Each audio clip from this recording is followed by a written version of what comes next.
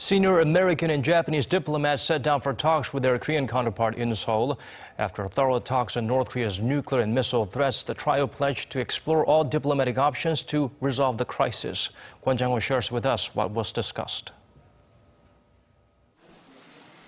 South Korea's Vice Foreign Minister held a meeting in Seoul with his US and Japanese counterparts on Wednesday. The diplomats reportedly discussed various topics from the upcoming Olympic Games in PyeongChang to women's rights issues. But North Korea's threats topped the agenda. The three countries all agreed to coordinate closely together to use all possible diplomatic efforts on North Korea, including sanctions and dialogue.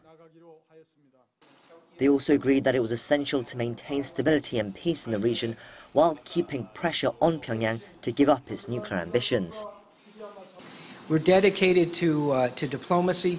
We're dedicated to a campaign of pressure on the DPRK, pressure not only by our allies but by other states as well, including China, Russia, other members of the UN Security Council. In the face of the North Korea issue, the close cooperation between Japan, South Korea and the US is more important than ever, and we all agreed on the need to strengthen such cooperation even further.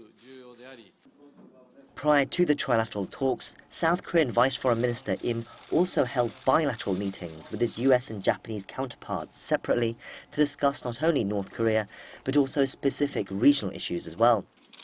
The foreign diplomats also sat down with Seoul's Foreign Minister Kang Kyung-hwa. Kang stressed the need for the three countries to continue their three-way cooperation to rein in North Korea and its ongoing provocations. In her meeting with the US Deputy Secretary of State, she expressed her wish to see Washington appoint and send an ambassador to Seoul as soon as possible, as it's a post that's been vacant for 9 months. The US and Japanese representatives of the six-party talks were also in Seoul on Wednesday to hold a meeting with South Korea's nuclear envoy.